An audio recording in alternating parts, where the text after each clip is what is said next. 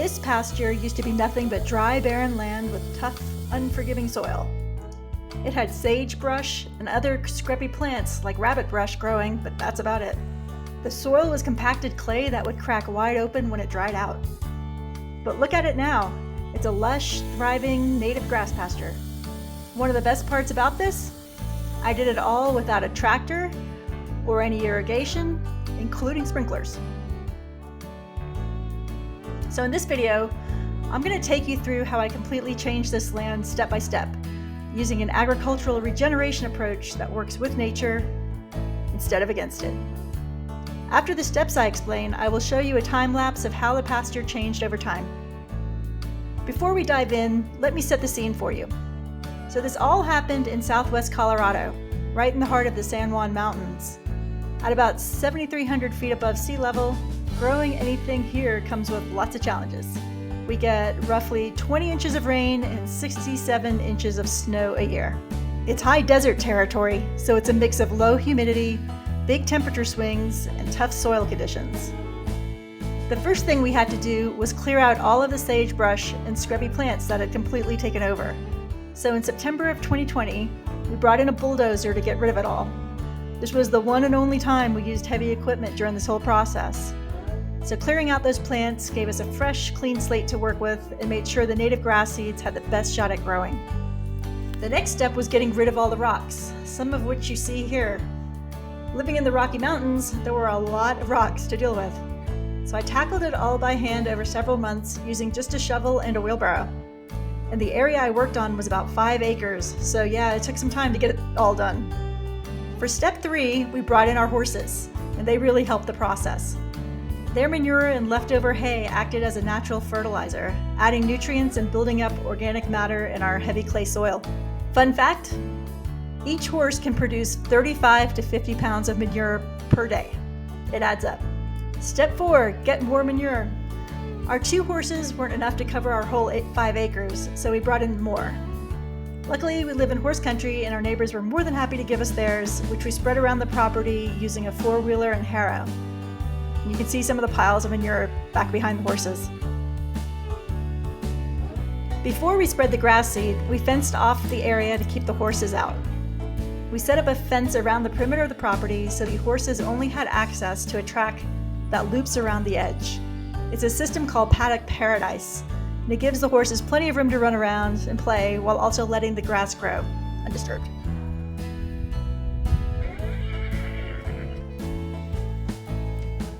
Right before the snow came, we spread grass seed all around. We used a native dry land pasture grass mix that's perfect for this area and sold each year by our conservation district.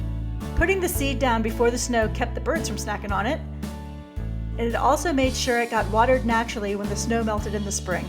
In step 7, the next step was to get as much mulch as possible. I spread all kinds of mulch anywhere there was bare ground. Because it was so dry, the ground kept cracking, so I put mulch down to help build organic matter and also hold in any moisture. I used all types, basically anything organic I could get my hands on. This included wood chips by the truckload from a nearby wood mill, and free wood shavings by the truckload from a carpentry place in town. I used a lot of wood shavings. It looked like this with wood shavings in between clumps of growing grass. I would fill in the blank spaces. I also used wood shavings from the horses' stalls that was mixed with manure. I even used shredded paper and cardboard from our home office. Everything went down as a mulch.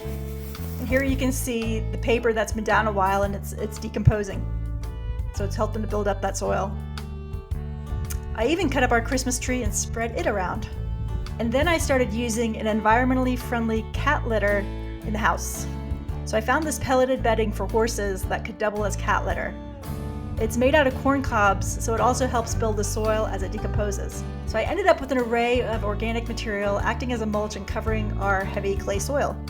We've got wood chips, wood shavings, horse manure, cat litter, shredded cardboard, old soil from potted plants, Christmas trees, and more.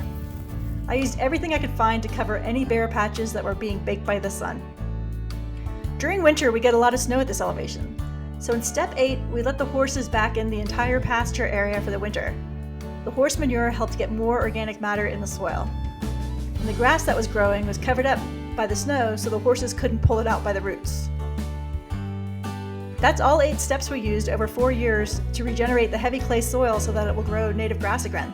So all in all, I went through 8 steps. First, we removed the sagebrush and other scrubby plants. Second, I removed all the rocks. Third, I brought our horses onto the property. Fourth, I got more manure from our neighbors. Fifth, I put in a track system for the horses. Sixth, we planted native grass seed. 7, we put down lots of mulch to fill in any bare patches. And finally, in step 8, we let the horses back in when there was snow on the ground. This wasn't a one and done kind of thing. It was an ongoing process that we kept cycling through over 4 years. We kept coming back to these steps again and again to keep things moving forward. We also didn't mow the grass and let the seeds spread naturally. So now I'll show you a time lapse of how we went from here to here in the span of 4 years. I didn't plan on making this video when I started, so I've pulled together whatever photos and videos I could find from over the years to show you how things changed over time.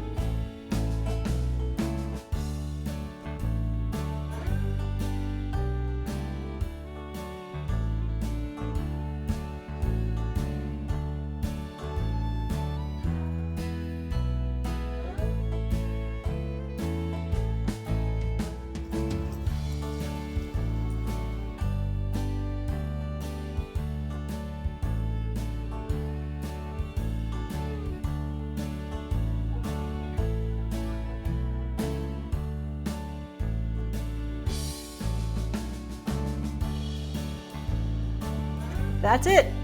Feel free to add any feedback or questions in the comments section. Thanks for watching.